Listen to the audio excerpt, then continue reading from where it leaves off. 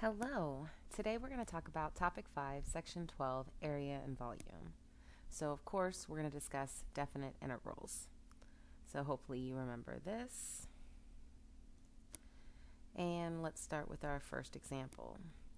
All right, so hopefully we remember the area underneath the curve. So, if we're going to go from 0 to 4, so that means we're going to go here to here. 3.46 is above the x-axis, so that's positive. And then we're going to add the blue section, which is underneath the x-axis, so it's negative. We combine those, and we get 2.58. Okay? Now, for the next one, we're going to do 6 and 2. Okay? So if we think about it like the last one, we're still going from 2 to 6. So that's negative 0.88 plus 3.77. Okay? But because we're going in the reverse direction, we're going from the larger one to the smaller one, okay, we're going to take the opposite sign of it. Okay? So that's why our answer is negative 2.89. Okay, just a little visualization there.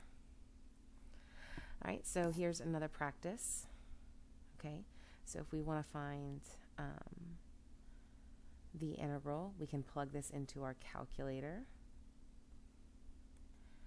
All right, so just to recall, when we pull out our calculator, we go to Math, and then go down to number 9. It's FNINT, so function integration. So number 9. Then we're going to go from 1 to 2, and you just fill this out. Remember, your x is next to the alpha, and then you're going to do d of x. All right, once you type it out, you hit enter, and there's your answer. All right. And then just repeat for the next two. And you can do a shortcut by just pressing up and hitting enter. And then just going over and erasing the 1 and 2 and putting 2 and 4. There's got to be an easier way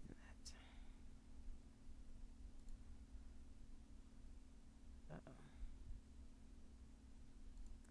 that. Okay, fast forward. You type them all into your calculator. These are your rounded answers. Okay? Now, the next one is tricky. The next question asks for the area of the shaded region. So, we want the area, so we don't use negatives. Okay? Because you don't say I want negative 25 square feet. That doesn't sound, sane. So, the area of this was 0.417. The area of this one is 2.67.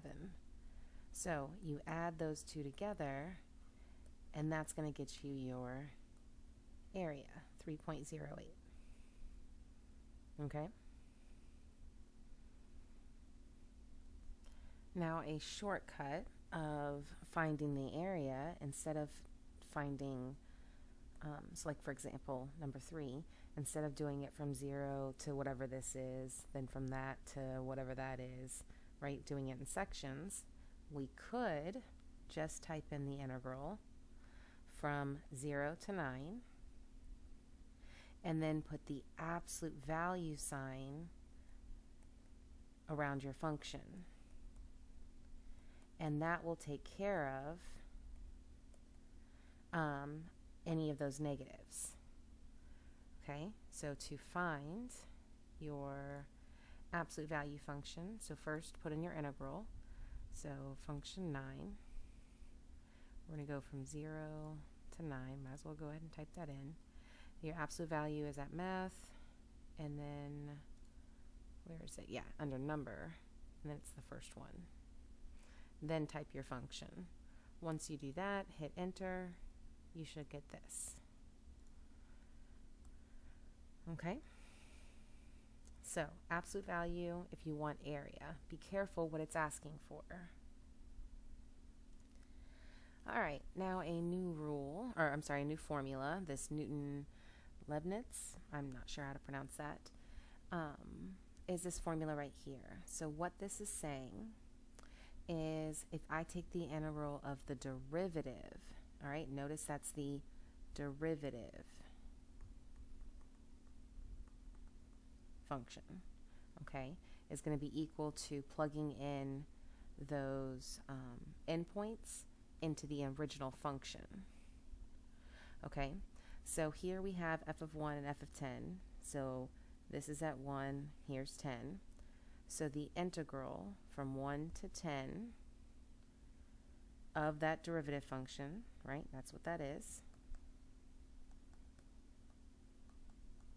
going to be equal to f of 1,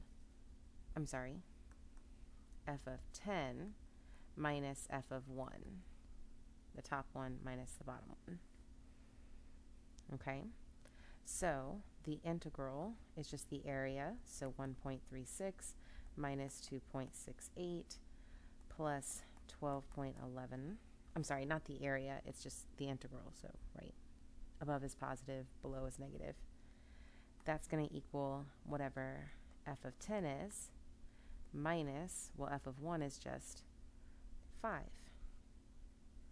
So you work all that out, and that's where I get 15.79.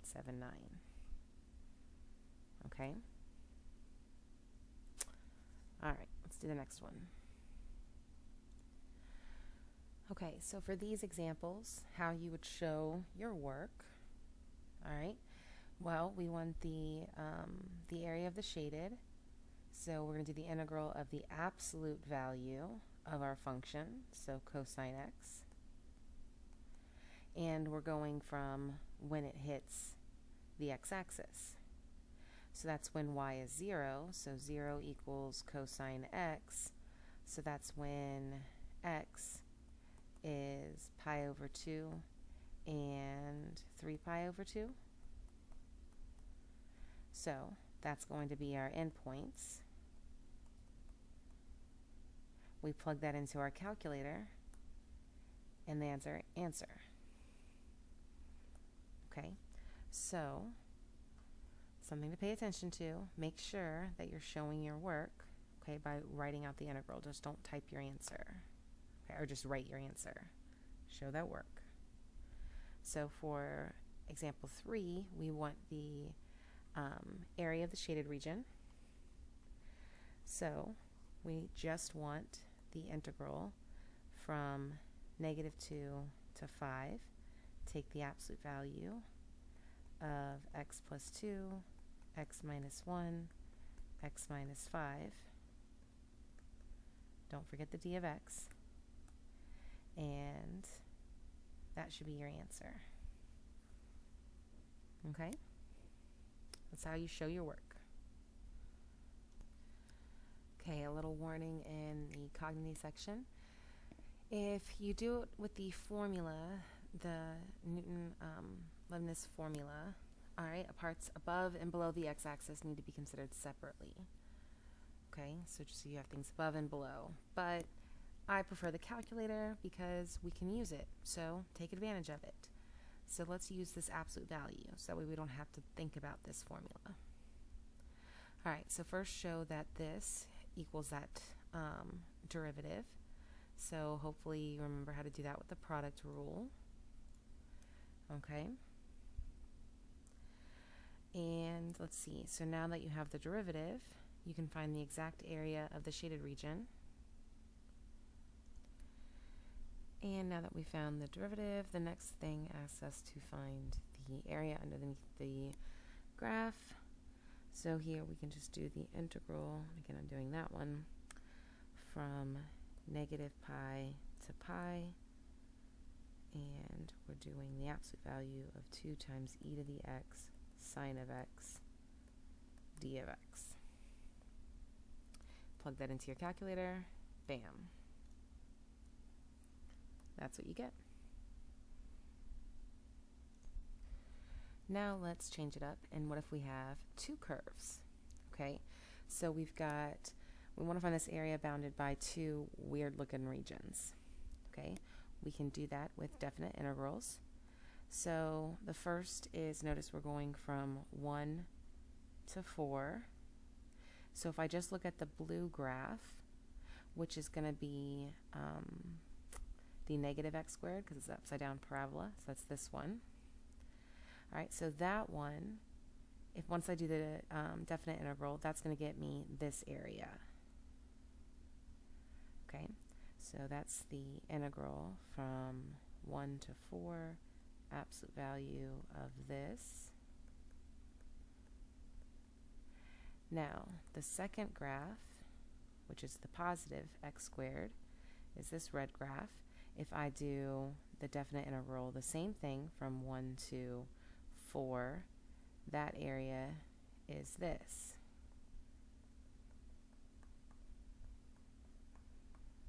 So, if I take the blue area, subtract the red area, then I'm left with that beige area. So subtract the integral from 1 to 4, then absolute value, x squared minus 4x plus 5, d of x. We plug that into our calculator. Bam. This is what we get. Okay?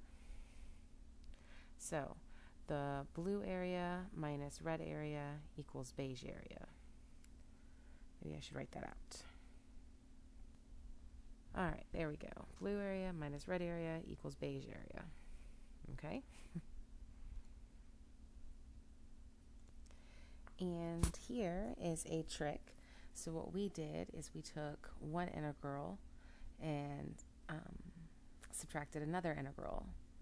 What you could have done, notice that they have the same, they're bounded by the same vertical lines, A and B. Then you can do one integral and just subtract the functions. Okay, that's another option. What's also nice is that it does weird areas too. So notice how this goes over the x-axis. Okay? So let's do that with example 2. The first thing you want to do is to find the ends, your bounded area. So to find that, I would find your points of intersection. So you can use your calculator for that. Okay, graph it, find the points of intersection.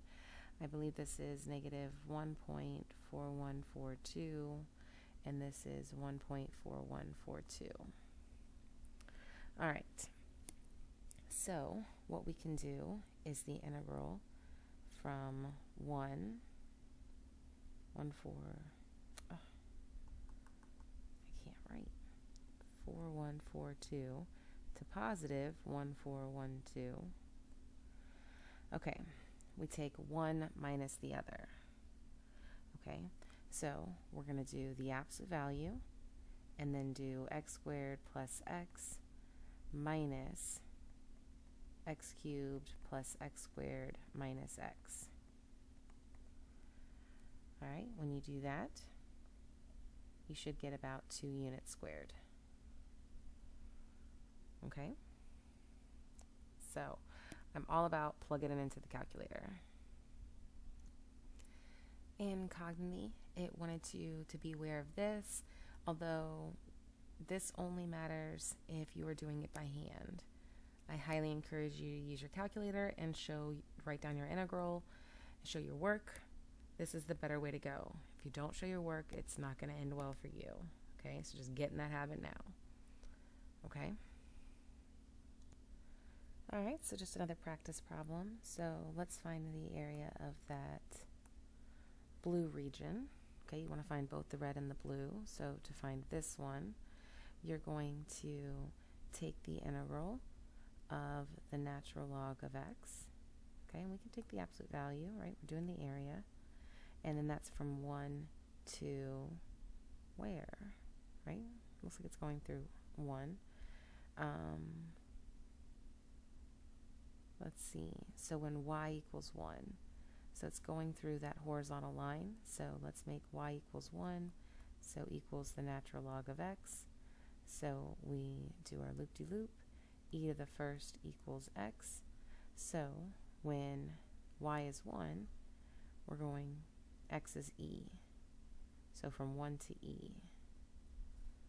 Okay, we do that and we should get an area of approximately 1. All right, so that's for the area of B. And then the area of the entire rectangle is going to be pretty easy to get. So the rectangle is 1 times E, right? Length times width. I don't like how I did that. L. Length times width. So the area of the red part is just E minus 1. And look, there we go. Okay. Now, what if I wanted to flip it and have horizontal lines be my boundaries and my curves be, going wacky left and right? Okay. What I would do here is, instead of using f of x and g of x, notice that I'm writing it in terms of x in both of them. So you're putting x equals stuff. Okay. And there's probably a y in there. Okay.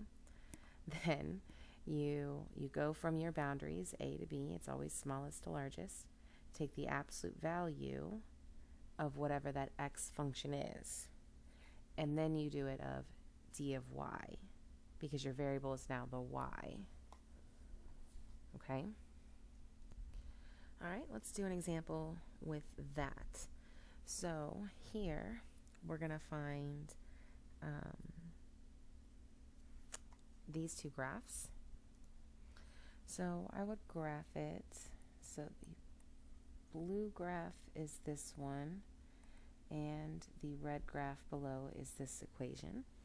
You graph it, you get the point of intersection is 3, 1. All right, so what we want to do is first rewrite these in terms of x. So for this one, there we go. Make a better arrow than that. All right, get the x by itself. So we're going to get y squared equals 4 minus x. Subtract the 4. Divide by negative. All right, then the red one, we are going to get the x's by themselves. So I'm going to multiply this. And just in case, I think some of you guys might have forgotten, we want to get the x by itself. So I'm going to move the 3y and the 2x over. So we get yx minus 2x equals negative 3y. Take out the x, and now we get negative 3y over y minus 2. Okay, so now you're taking the integral. We're doing the horizontal lines, so we're going from 0 to 1. We're taking the absolute value and do 1 minus the other. Okay, so I'm going to do negative y squared plus 4 minus negative 3y over y minus 2. And then do it of d of y. When you do all that, you should get 2.51.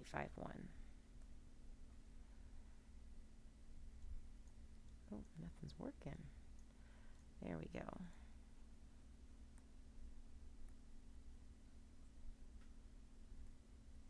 Okay.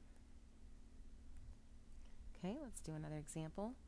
So for this one, we still want to find the area, so we're going to do the integral, do the horizontal lines. So we're going from a to 2. a to 2, and our function is y equals the square root of x, so we can rewrite that as y squared equals x. So that's going to be y squared, and then d of y, and that's going to equal the area, which they tell us is 2.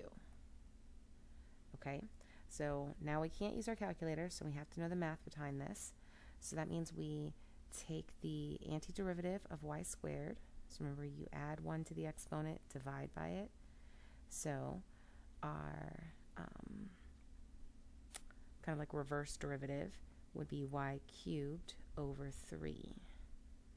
Now, take those and plug in your values, your a and your 2. Plug in 2, you get 2 cubed over 3, and then you get a cubed over 3. You subtract them, and that's going to get you 2. Okay, because of the equal sign over here. All right, so now we're just going to solve it.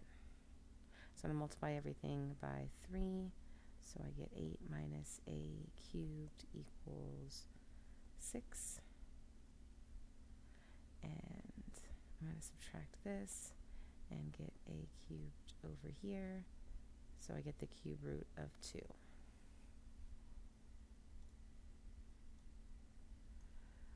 Which is 1.26. So that's how you calculate it by hand. All right, usually if they ask you to do it by hand, like if they want exact answers, okay, as opposed to some decimal your calculator spits out, then they're pretty quote-unquote easy antiderivatives, okay? But make sure you understand the meaning behind it, okay? So you can do it by hand in case you need to. Okay, so if it doesn't ask for an exact value, use your calculator. Okay, so let's find example 4. Okay, so first thing I would do is graph it and find the points of intersection. Okay, so that's what I've done here. So hopefully you know that the red line is this one and the blue line is this one. So if we want to find the area, we're going to use our definite integral and go from our x values, so 0.28522. All right, the more decimals we put here, the more exact we are. Take the absolute value, do blue minus red. So log base 2 of x minus, okay, you want to get this y by itself over here. So let's see, 2x minus 6 equals 3y. So 2x minus 6 over 3 equals y. So 2x minus 6 over 3, and then do d of x. When we plug that into our calculator, we should get this.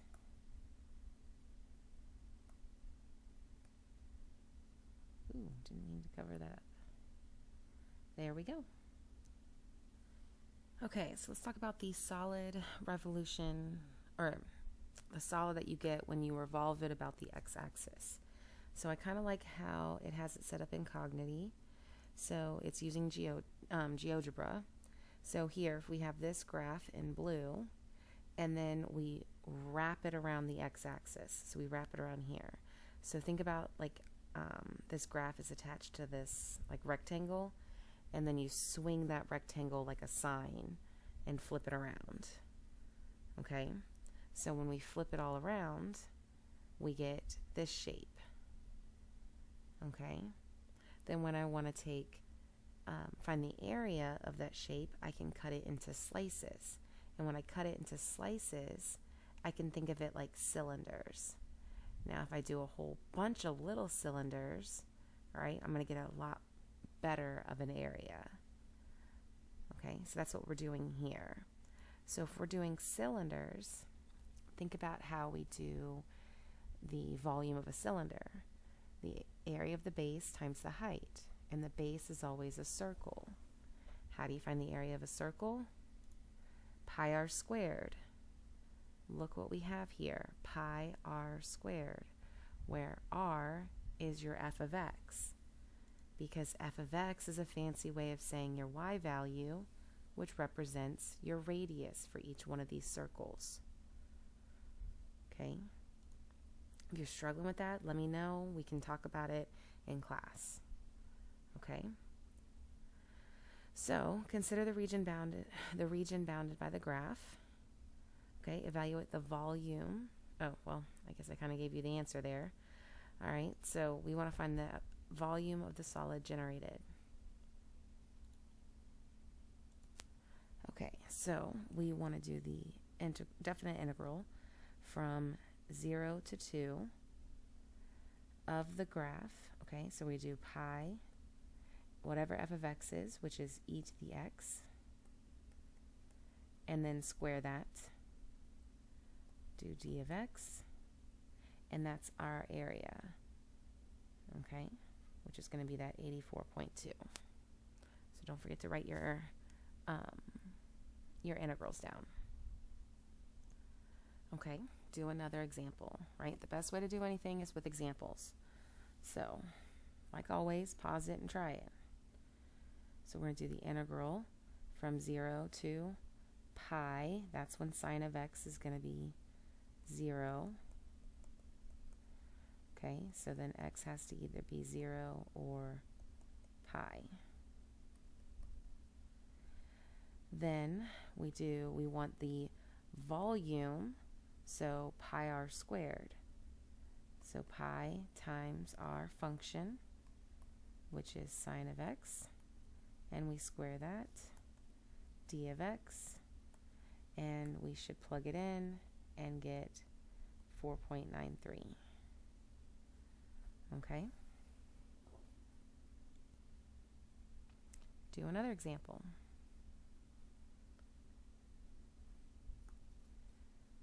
Integral from, I kind of cut those numbers off, but that's from 1 to 3. We want volume, so pi square root of 2x squared d of x, and that should give us our answer.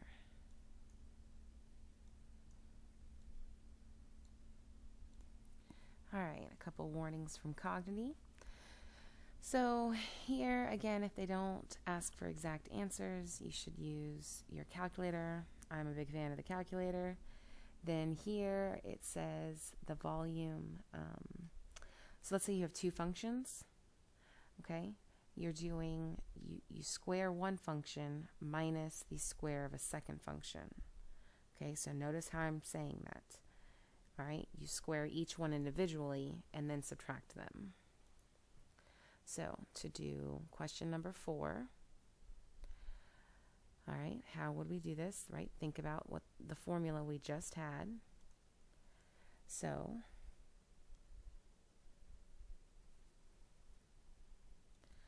first thing I would do is I would graph it on my calculator, find the points of intersection. Okay, once you find the points of intersection, then you can set up your integral. So set up your integral from your lowest x to your highest x, right? Those points of intersection. You're doing the blue graph minus the red graph. Okay, and make sure you're squaring them first, and don't forget to multiply by them by pi. That's all you got to do. Make sure you can plug it into your calculator. Okay. Of course, very similarly, if we revolve it around the y-axis, we're doing the same thing, pi r squared, but instead of f of x, we're now going to use it in terms of y. So you want the function to read as x equals, so you're doing the derivative based on y. All right, so take a second. Think about this one.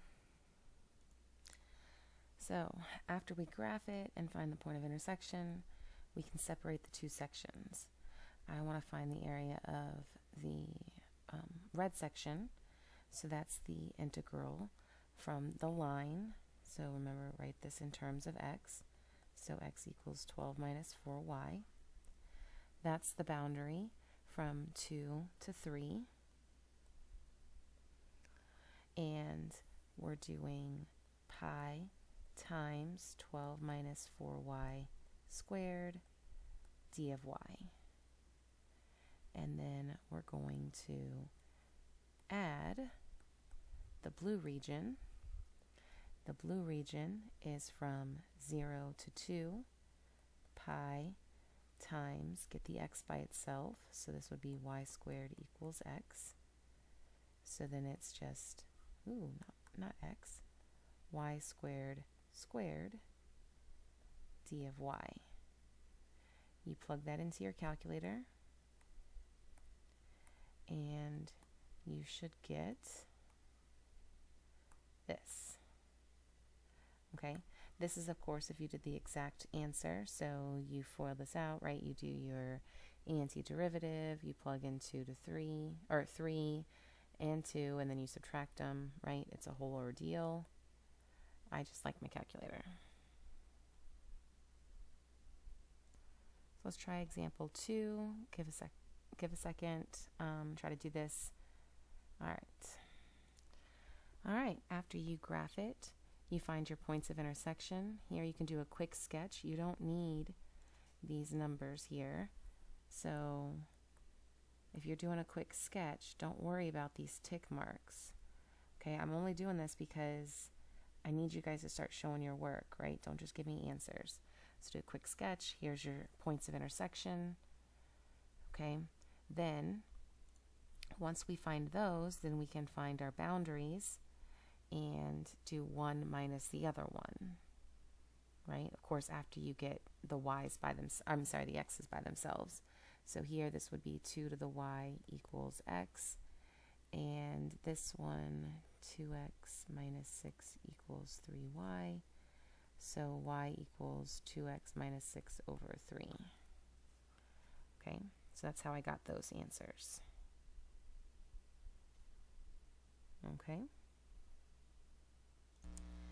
Okay, so for this one, we're actually going to have to do this one by hand. Okay, so, sorry, my light was messing up. Anyway, so what we know is that if we were to take the definite integral from 1 to 2, and then do pi r squared, so the function, so remember you rewrite this, we get y squared equals x. So y squared squared d of y is going to equal the area, 6 pi. So to work this out, we take the antiderivative, so we've got pi y to the 4th. So that's going to become, almost forgot the pi y to the 5th over 5. And then plug in your values of your boundaries. So if we plug in 2, we get pi 2 to the 5th over 5 minus pi 1 to the 5th over 5 equals 6 pi. Okay, I'm going to multiply everything by 5, so I get 32 pi minus pi equals 30 pi.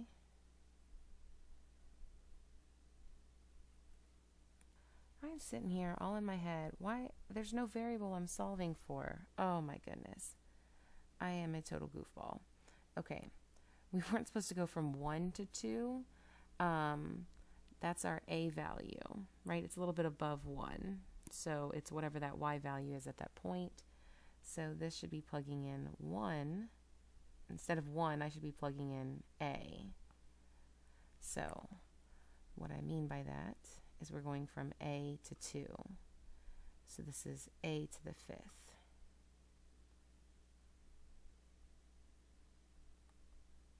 Okay, so we want to get the a by itself. So 32 pi minus 30 pi equals a to the 5th pi. Okay, so then I get 2 pi equals a to the 5th pi, divide by pi, we get 2 equals a to the 5th. The 5th root of 2 equals a. All right, and there's our answer.